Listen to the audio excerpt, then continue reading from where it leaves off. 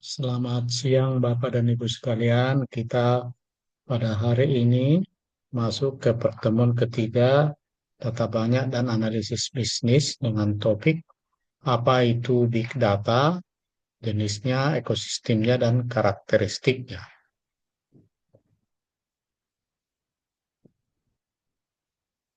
Di era teknologi digital, sebagian orang sudah akrab dengan istilah Big Data. Tapi tidak sedikit pula masyarakat awam data yang bingung dengan istilah ini.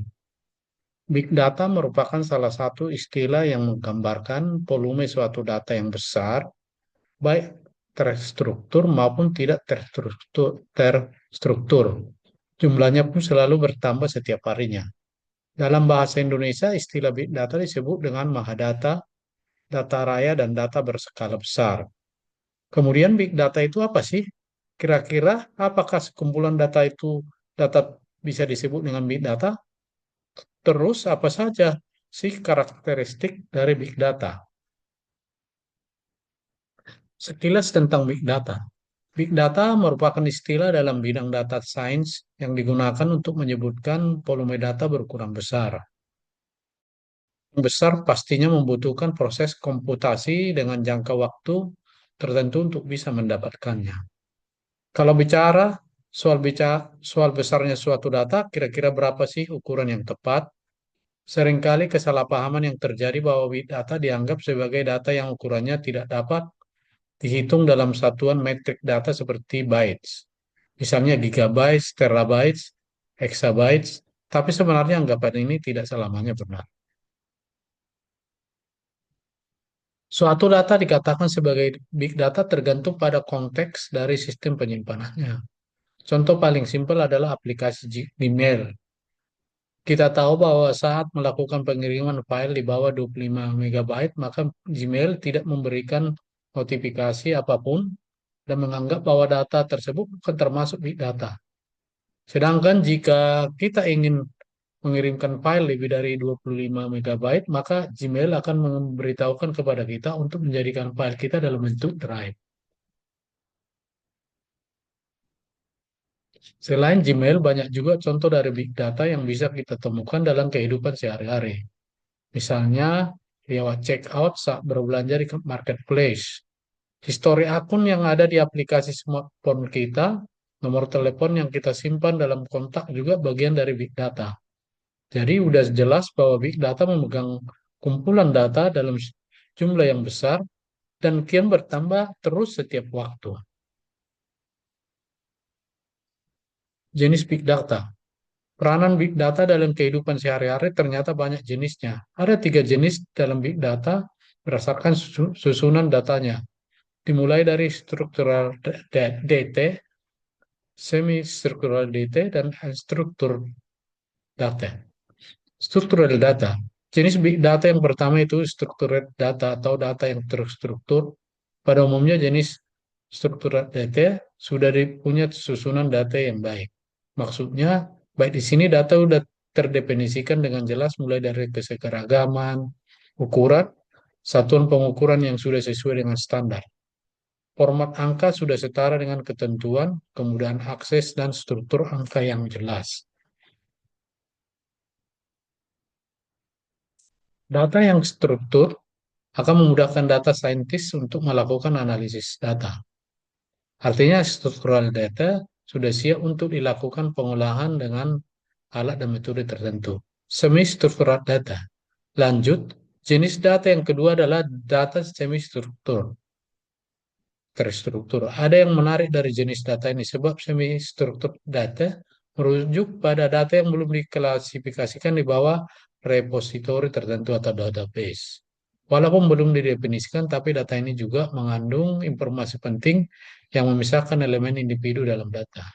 Data ini tidak memiliki model data yang telah ditentukan sebelumnya dan lebih kompleks daripada data terstruktur. Namun lebih mudah disimpan daripada data tidak struktur. Contoh dari semi-struktur data adalah data dalam bentuk file, JSON, atau XML data di email, paket di CP atau IP, file zip, dan lain-lain. Unstructured data. Jenis big data yang terakhir adalah unstructured data atau data yang tidak terstruktur. Data tidak terstruktur merupakan jenis big data yang tidak memiliki bentuk maupun struktur khusus apapun. Dengan memiliki data yang tidak terstruktur, pastinya akan menyulitkan untuk melakukan analisis data. Pastinya juga memiliki perbedaan perlakuan terhadap data yang terstruktur.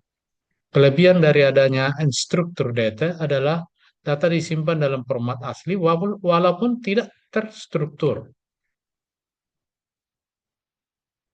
Kemampuan beradaptasi dalam meningkatkan format file dalam database memungkinkan pengguna untuk menyiapkan dan menganalisis hanya data yang mereka butuhkan. Ketika kamu memiliki jenis data yang tidak terstruktur, maka sebagai seorang praktisi data, perlu keahlian untuk melakukan persiapan dan analisis data dari unstructured data.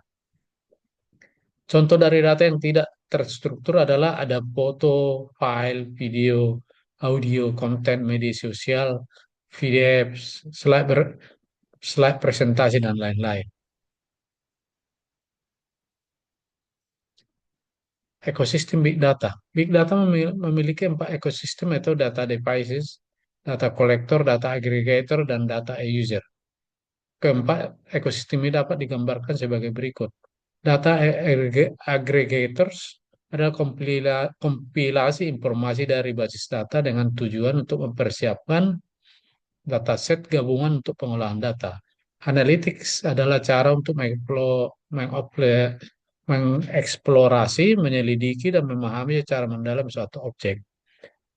Hasil analytics biasanya tidak menyebabkan kebingungan, karena konteksnya biasanya membuat makna yang jelas. Perkembangan analytics dimulai dari data support system atau DSS, kemudian berkembang menjadi business intelligence atau BI, baru kemudian menjadi analytics. Menurut Iman Consulisodin dan Ivy Riandani 2018, business intelligence dapat dilihat sebagai istilah umum untuk semua aplikasi yang mendukung data support system atau DSS. Bagaimana hal itu dikembangkan dalam industri dan semakin meluas sampai akhirnya di kalangan akademisi.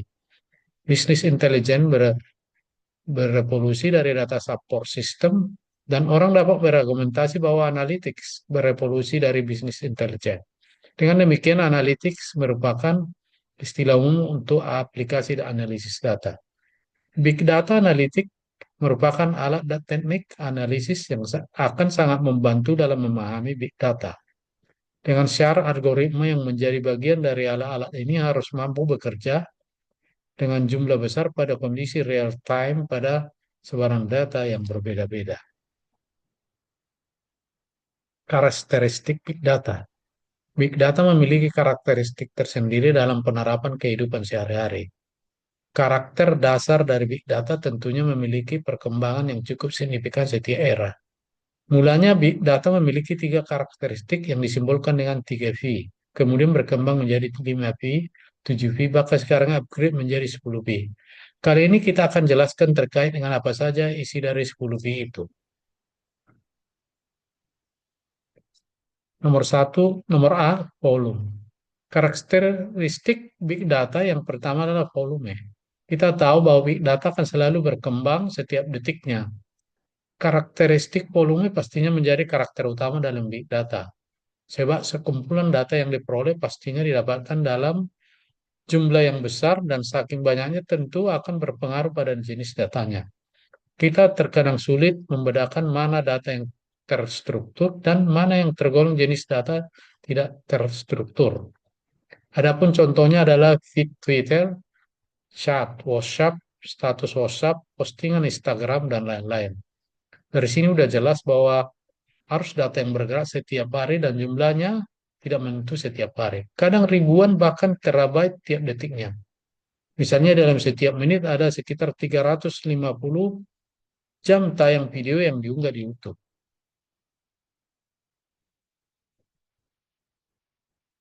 Velocity. Velocity menggambarkan kecepatan data yang dibuat, diolah kembali, dan digeneralisasi dalam sebuah big data. Kecepatan di sini sangat berpengaruh terhadap lalu lintas big data. Data bisa diakses dengan sangat cepat sehingga dapat langsung muncul dalam detik itu juga atau real time.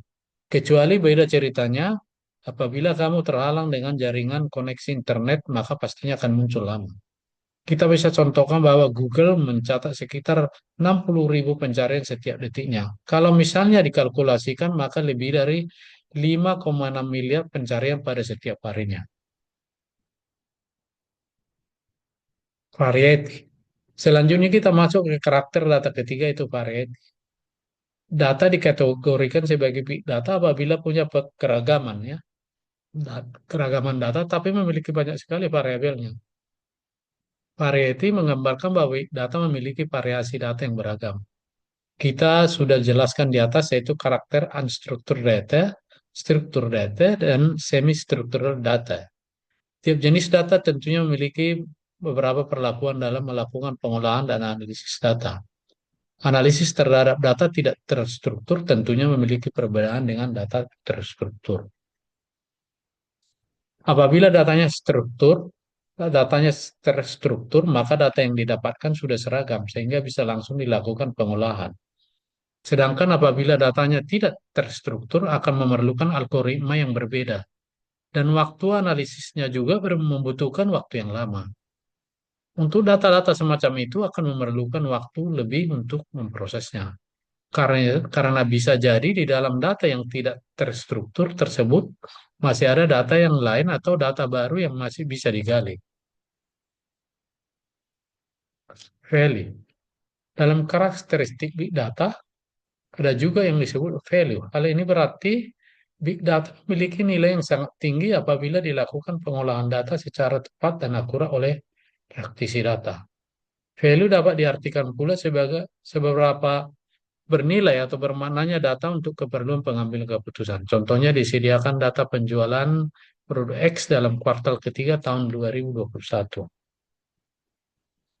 Bagi konsumen, data ini mungkin tidak penting karena buat apa bagi mereka, namun bagi pengambil kebijakan di tingkat manajerial, data penjualan pastinya sangat penting karena dari situlah mereka melakukan pengambilan keputusan. Jadi di sini dapat disimpulkan bahwa data di satu sisi mungkin kurang penting dan tidak ada artinya bagi sebagian orang, namun data bisa menjadi sangat valuable jika ditangani oleh orang yang tepat. Veracity. Veracity menjadi karakteristik big data yang kelima. Veracity menggambarkan seberapa akurat atau tidak sihat suatu data itu. Apabila data tersebut tidak akurat, gimana orang yang mau menangani data yang sumbernya masih dipertanyakan? Valid dan akuratnya suatu data butuh proses yang tidak mudah. Pastinya butuh kedalaman dalam melakukan analisis big data secara sistematis dan runtut. Apabila sekarang zaman semakin canggih, kita bisa dengan mudah untuk mendeteksi apakah data tersebut akurat atau tidak. Soalnya, ketika kamu coba input data di sistem saja, ada proses validasi data yang di mana kamu nggak bisa memasukkan nilai yang nggak valid. Tentu ini bakal bantu kamu banget untuk mengurangi kesalahan input. Terus, data digital juga memperkecil risiko kehilangan dan kerusakan data. Jadi data kamu akan jauh lebih akurat. Visualization. Karakteristik keenam adalah visualization. Setelah data dianalisis, maka selanjutnya data akan dilakukan tahap visualisasi data. Visualisasi sangat penting bagi seorang praktisi data. Dalam bisnis contohnya, visualisasi data dapat membantu pengambil kebijakan untuk menganalisis laporan penjualan, strategi pemasaran, dan minat produk. Berdasarkan analisis, visualisasi data dapat fokus pada bidang yang membutuhkan perhatian untuk meningkatkan laba, yang pada gilirannya membuat bisnis lebih produktif. Kita tahu bahwa dengan big data yang volume datanya besar, akan menyulitkan kita untuk membuat kesimpulan kalau para analisis tidak menggunakan tahapan yang besar, yang benar. Kalau tahapannya benar, otomatis penarikan kesimpulan akan menjadi lebih mudah. Validity. Validity kurang lebih mirip dengan veracity. Karakteristik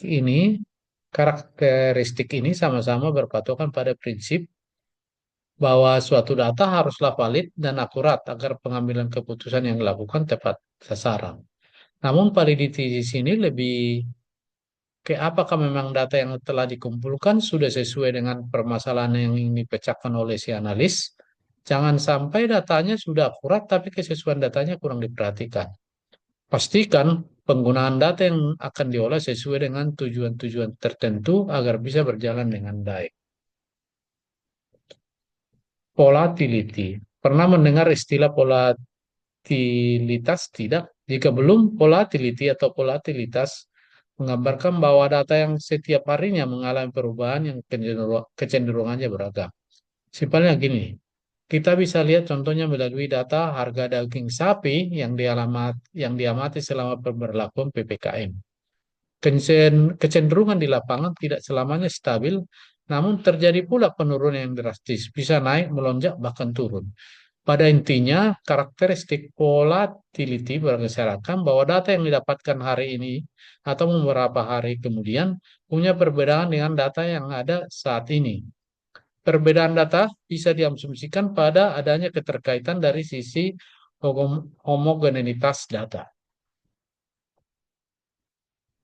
Vulnerability, vulnerability, ya, karakteristik kesembilan dari big data adalah vulnerability. Maksudnya adalah karakter ini mengedepankan aspek keamanan dan perlindungan data. Data yang dimiliki oleh perusahaan, instansi, organisasi, bisnis harus akuntabel dan bisa dipertanggungjawabkan. Peruntukannya jelas ditujukan untuk siapa. Dalam hal ini, big data harus mampu terlindungi dari tangan-tangan jahil yang tidak sepantasnya mengakses data tanpa seizin ownernya. Misalnya kasus peretasan data pribadi yang dilakukan oleh pihak-pihak yang tidak bertanggung jawab. Variability. Karakteristik big data yang terakhir adalah variability atau variasi data. Variability menggambarkan bahwa data selalu berubah-ubah setiap waktu.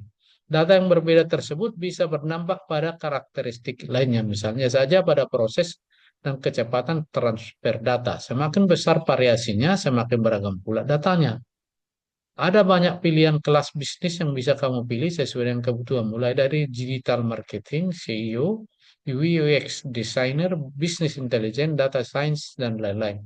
Kamu juga akan mendapatkan sesi coaching dan CV grooming untuk disalurkan. Sekian dan terima kasih kuliah kita pada hari ini.